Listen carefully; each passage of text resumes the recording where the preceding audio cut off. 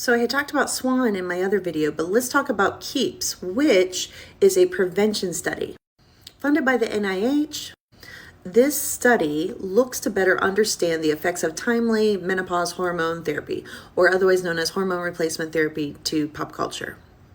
And the goal of this is to look at these participants and see if they can lower the risk for cardiovascular disease. If you didn't see my previous video, go back and see what happens during the perimenopause and menopause transition for some women. So with KEEPS, they recruited more than 700 women who were at low cardiovascular risk, and they were within 3 years of their last menstrual period to investigate the cardiovascular, cognitive, and mood effects. Now, what's interesting about where they recruited these people, this is where they are post-menopausal, and there's really drastic changes happening to these women. Pretty cool study design. And the hormones that they were going to talk about were estrogen and estradiol, both with oral progesterone. Notice they are not doing estrogen alone. It is a combo. Notice this is also not the estrogen your grandma took. So please, please remember, hormones from a while back that your grandma took is not the same as what they are talking about right now, because this is a different thing. And that also gets us in trouble when we compare the past like that to now, because this is different. So they found during the study there were no adverse cardiovascular or cognitive events or differences in incidence of breast cancer among those that did the hormones and placebo groups. So it was okay.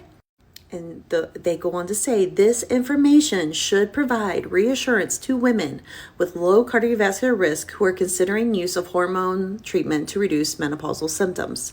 So if you have a low cardiovascular risk, you don't have to be afraid, okay? Remember, this is the new research. The things you might know is the old research. And those were different hormones, different meds, total different. Don't confuse the two.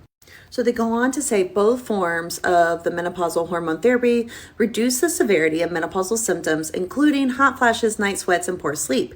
In addition, the estrogen treatments showed a positive effect on mood, while the estradiol treatment improved sexual function. So you don't feel like a sweaty mess, you sleep better, you have better sex, and you have better brains.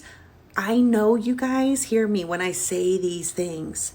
I know not all people need hormones, but I want you to know if you have a low cardiovascular risk and you have any of these symptoms, you deserve a conversation with the doctor about helping these symptoms and helping you get back to being you, because it could save your life. It could protect your blood vessels.